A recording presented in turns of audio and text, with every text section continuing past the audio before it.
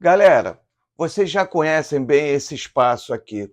Ele é um dos meus ambientes de trabalho. Aqui na boa, eu me sinto bem.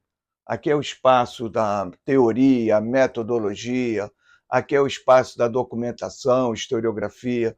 Eu me sinto em casa. Aliás, eu estou em casa, mas aqui não é o único espaço meu de trabalho. Eu tenho um outro lugar onde eu me sinto muito bem. Vamos comigo?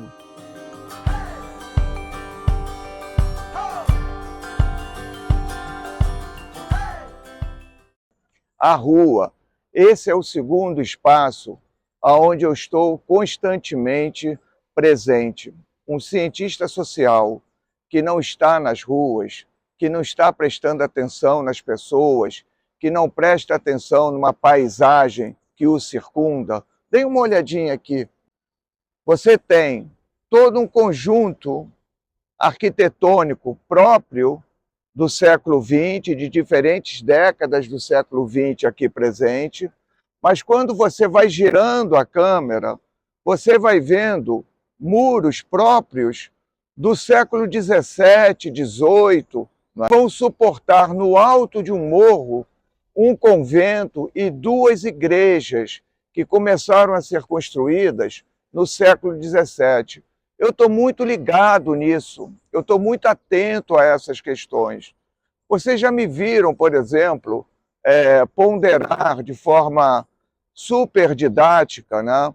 Enquanto nós, historiadores, que não estamos na rua, falhamos, por exemplo, durante o processo de formação de futuros professores de história, pela ausência de discutir e enfrentar as questões de um país marcadamente cristão, mas que, ao mesmo tempo, nas salas de aula dos cursos de história, não se trabalha com material vétero e neotestamentários, não se trabalha com Bíblia do ponto de vista de pensá-las e tomá-las como literaturas, tão literatura quanto qualquer outra literatura da antiguidade, por exemplo. Então, essa série, com Chevita pelas ruas do Rio de Janeiro, que é o que eu quero te convidar para você andar comigo por essas ruas, nós vamos estar falando de alguns pontos essenciais. Eu separei aqui. O primeiro deles é a relação fluida entre política e religião. Olha que legal. Vocês já me viram falar de que uma fração, uma parte ou um campo dos cristianismos, que eu costumo definir como a autoproclamada ortodoxia, se uniu em primeiro lugar a Constantino, Constantino se uniu a ela, posteriormente Teodósio, né, tornou essa autoproclamada ortodoxia como sendo a religião oficial do Império, e daí veio essa fusão, Império Cristão, o cristão é império. Então, essa relação que está lá no século IV, nós vamos ver aqui presente também. Segundo tópico que nós iremos trabalhar é como o elemento cruz, o símbolo da cruz, que é algo que nunca foi suficientemente explicado e definido no material neotestamentário, como essa cruz hoje se naturalizou e se faz presente no interior de N espaços, tanto os espaços religiosos, como igrejas, quanto também espaços públicos, prédios públicos, né? Um terceiro ponto que nós iremos abordar é que o cristão, muitas vezes, junta uma grana, faz todo o esforço do mundo, bota o seu cartão, dá um reforço para o pastor ficar ainda mais e mais rico, e entra numa caravana para ir para Israel, para, entre outras coisas, caminhar pelas pegadas do Cristo na chamada Via Crucis. Mas a Via Crucis não está no material neotestamentário, é uma invenção bizantina. Mas nós iremos encontrar essa Via Crucis presente também nas igrejas, através de materiais imagéticos. E o quarto e último ponto das nossas andanças pelas ruas do Rio de Janeiro é como a igreja hoje dispersa nessa paisagem de concreto, dispersa pelas ruas da cidade do Rio de Janeiro, como essas igrejas hoje constituem, pelo tempo totalmente fragmentado do capitalismo, do nosso tempo moderno, do nosso tempo presente, como elas têm hora para abrir e fechar, e como elas instauram uma clara divisão entre o mundo sagrado e o mundo profano, que é o mundo da rua. Então, o convite está feito. Vem para essa série, vem com o Chevita perambular, andar pelas ruas do Rio de Janeiro.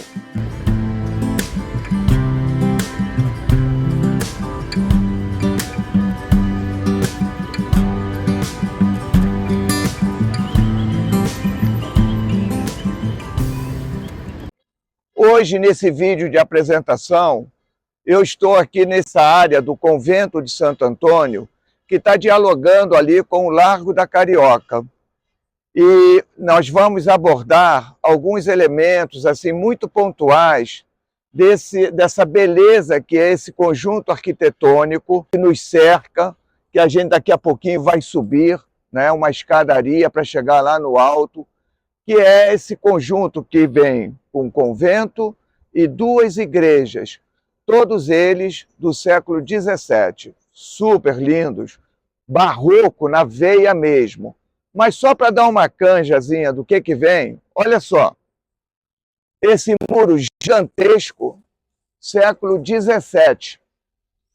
Atentem para o detalhe, todo ele construído com mão de obra, não é, de escravizados, porque quem construiu, quem fez essa cidade ficar de pé, foram os escravizados, trazidos para essa cidade em grande número, já a partir do século XVII, mas o boom dessa entrada será séculos depois.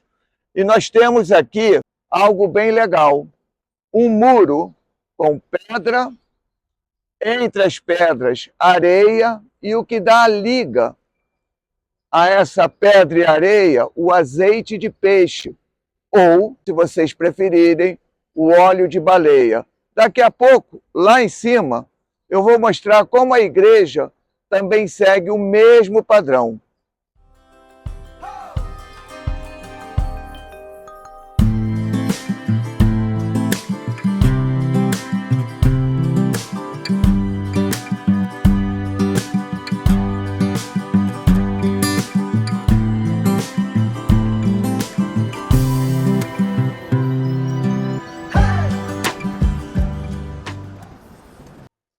Estou na parte mais alta do Morro de Santo Antônio.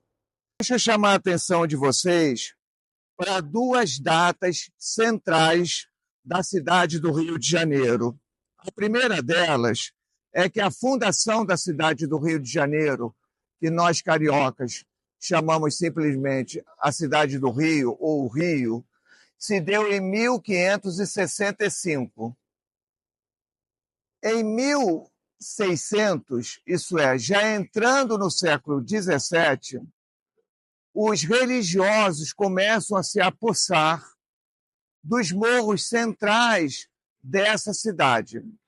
Então, o antigo Morro do Castelo, que foi desmontado na década de 20 do século XX, foi ocupado pelos jesuítas. O Morro de São Bento, como o próprio nome diz, foi ocupado pelos beneditinos.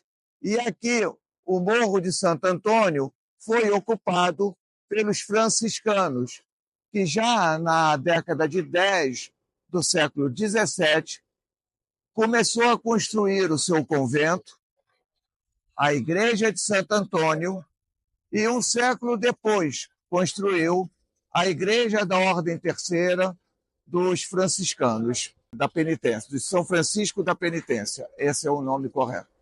Então, olha que interessante se observar essa simbiose entre o Império Português católico e a religião oficial desse império, a Igreja Católica, política de um lado, religião do outro, a perfeita simbiose de um dos tópicos, de um dos filmezinhos da série, que eu irei abordar com muito mais detalhe, com muito mais profundidade, fazendo conexões entre passado e presente.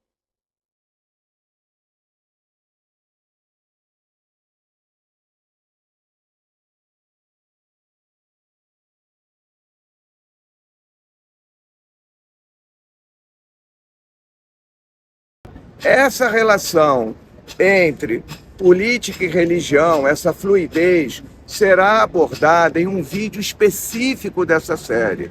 Por ora, lembre-se, nós estamos apresentando toda essa temática. Mas eu estou no Morro de Santo Antônio. Vamos dar uma olhadinha nesse morro? Olha só, né? Vamos chegar aqui para vocês observarem o quão alto a gente está. Dê uma olhada lá embaixo, na rua, que é o Largo da Carioca. E se a gente virar em direção à direita, vocês vão perguntar, mas André, que morro você está falando? Esse é o Morro de Santo Antônio, que na década de 50 do século XX, ele foi completamente arrasado, salvo esse conjunto colonial que permaneceu na sua parte mais alta. Todo o resto do morro, né, onde existia aqui uma população extensa, desde o final do século XIX, ocupando esse morro, pessoas simples, trabalhadoras, vivendo nos seus barracos. Muitos deles diziam que toda essa população foi desalojada desse centro urbano, desse centro da cidade, levada para os subúrbios da cidade do Rio de Janeiro, porque por uma questão urbanística, segundo decisões do antigo Distrito Federal, a antiga capital do Brasil, eles entendiam que deveriam remover o morro para abrir uma avenida e usar as pedras para fazer o aterro da Glória, do Flamengo, de Botafogo e assim sucessivamente. Então, mais um morro na região central da cidade do Rio de Janeiro foi arrasado. Mas aqui não era somente população vivendo. Dentro desse Largo da Carioca, nós tínhamos um imenso, chafariz da Carioca, porque era o Rio Carioca que abastecia basicamente a cidade do Rio de Janeiro. Então, aqui embaixo existia um grande largo que suportava um chafariz gigantesco. Nesse Largo da Carioca também existia um hospital, onde as pessoas vinham também se tratar. Então, aqui nesse Largo da Carioca também já abrigou um cemitério de escravizados. Em suma, essa paisagem ela está sempre em constante modificação. Tudo aqui tem mudado. Inclusive, esse lindo acervo colonial, um dia, as pessoas que passavam na rua não conseguiam vê-lo. Precisou vários prédios serem demolidos, outros cortados, ficando apenas um pedaço, para que a gente pudesse voltar a ver a beleza que é todo esse acervo colonial. Eu queria falar com vocês sobre 3 elementos muito visíveis para esse conjunto colonial aqui. O primeiro deles está lá no alto, um galo, né? O galo ele tem diferentes sentidos, significados. Por estar acima de uma torre cineira, ele serve como um anúncio do começo do dia, da marcação da hora, do final do dia. Os sinos, durante o período colonial, o período imperial brasileiro, não é? Em grande parte eram os chamados relógios, eles avisavam os horários ao longo do dia. Também os sinos serviam para anunciar se algum prédio estava pegando fogo e também, obviamente, para falar dos serviços religiosos, como, por exemplo, o início de uma missa que estava começando. Mas o galo também tem uma outra referência que não necessariamente está colado no alto desse telhado do convento que abriga ali os sinos, que é a lembrança das negações, das 3 negações de Pedro, no início do processo das narrativas da paixão de Jesus Cristo. Descendo um pouco mais, nós vamos encontrar um lindo oratório de Santo Antônio ali, né? Trazendo a imagem de Santo Antônio. E durante o período colonial, e esse oratório é desse período, imaginem uma cidade sem iluminação, né? Tanto a gás ou elétrica, isso não existia. Então, a única iluminação que as principais ruas da cidade do Rio de Janeiro, ao menos na região central, conheciam, era um pequeno facho de luz que se usava para mostrar e lembrar a presença de um santo, de uma santa católicos, e, ao mesmo tempo, servir como um pequeno guia para as pessoas que entravam nas ruas, não é, saindo à noite ou voltando para casa à noite, no meio de um total breu, os oratórios. Igrejas, principalmente aquelas chamadas históricas do período colonial, período imperial, costumam ser visitadas por turistas. Isso é um ponto comum em todos os lugares do mundo. Aqui na cidade do Rio de Janeiro não é diferente.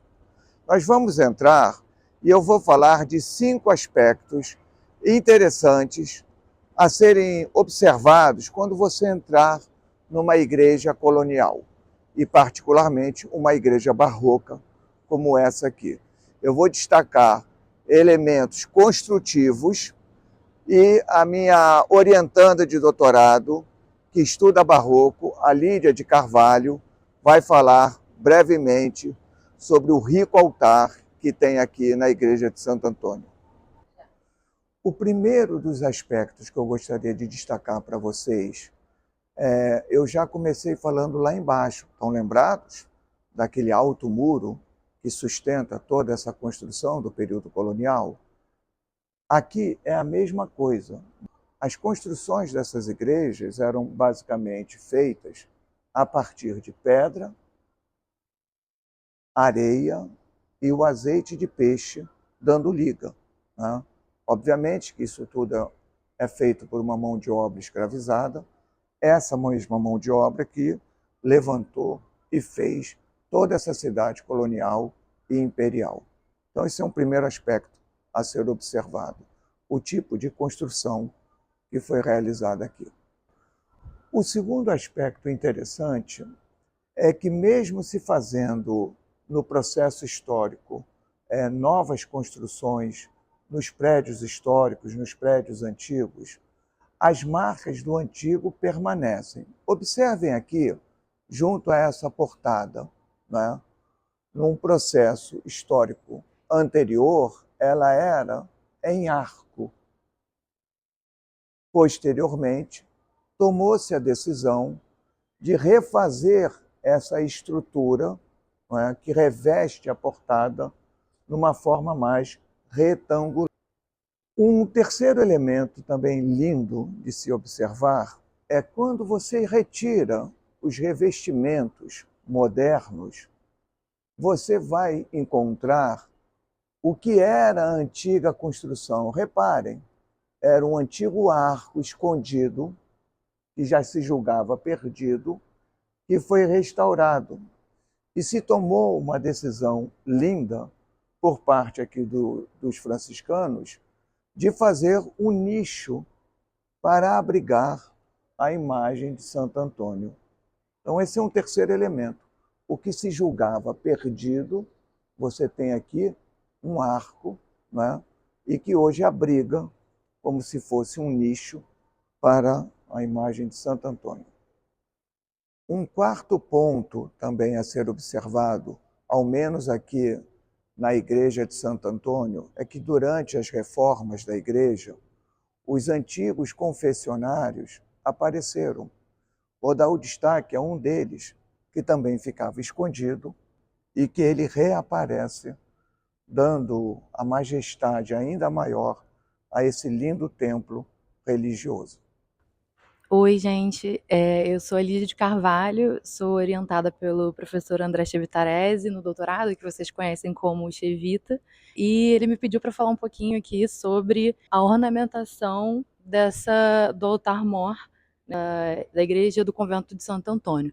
Como vocês podem observar, ele é ricamente adornado com uma talha barroca, douramento integral com um fundo vermelho que destaca as pinturas no teto sobre os milagres de Santo Antônio.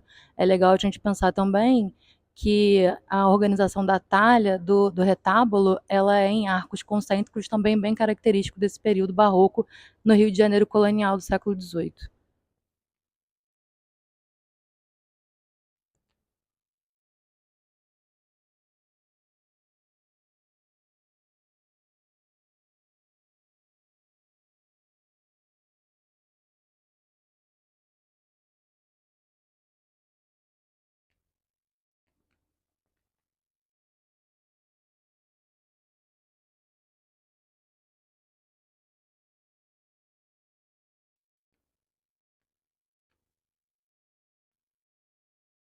André, é muito comum as pessoas criticarem o acúmulo de riquezas da Igreja Católica durante o século XVII, durante o período colonial e hoje também. Como é que você vê essa relação? Bom, de fato, as igrejas, ou melhor, as ordens religiosas acumularam muito ouro, muito capital, muitos bens durante o período colonial, durante o período imperial. E vamos combinar, ainda hoje acumulam, bastante capital, casas, heranças, enfim, nós não estamos lidando com ordens religiosas, se o assunto é igreja católica. Nós não estamos falando de igrejas evangélicas, pentecostais, neopentecostais, destituídas de grana. Então, elas têm a parte do quinhão. Mas em se tratando de igrejas católicas ou igrejas protestantes históricas, elas guardam uma relação muito interessante entre bens tombados, que são cuidados, supervisionados pelo poder público. No caso aqui da Igreja de Santo Antônio, do Convento de Santo Antônio, da Igreja de São Francisco da Penitência, isso tudo é bem tombado pelo IPHAN, pelo Instituto do Patrimônio Histórico Artístico Nacional. Então, se é um bem privado, não há dúvida. Muita gente entra, vem visitar. Mas, ao mesmo tempo, os turistas que entram aqui também geram riquezas para o município. Então, esse é um dado. Agora, mas as igrejas acumularam muito ouro, parari, parará. Legal. Mas desde que o Estado brasileiro é Estado brasileiro, ele nunca teve uma preocupação real, concreta, de distribuir riquezas produzidas por nós, no sentido mais amplo de trabalhadores.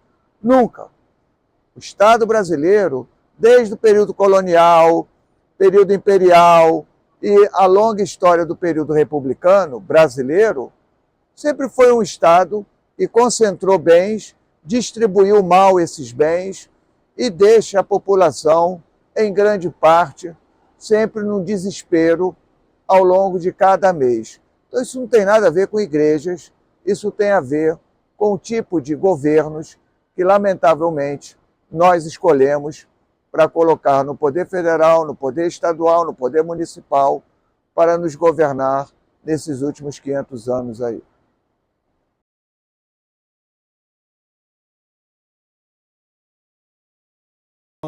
Num balanço dessa introdução que a gente hoje fez aqui junto ao Convento de Santo Antônio, o importante é registrar, que essa série quer fazer esse diálogo entre o espaço público e o espaço religioso, entre poderes diferentes que em muitos momentos da história do Brasil estiveram de mão dada. Na verdade, a gente não sabia onde começava um, onde terminava o outro.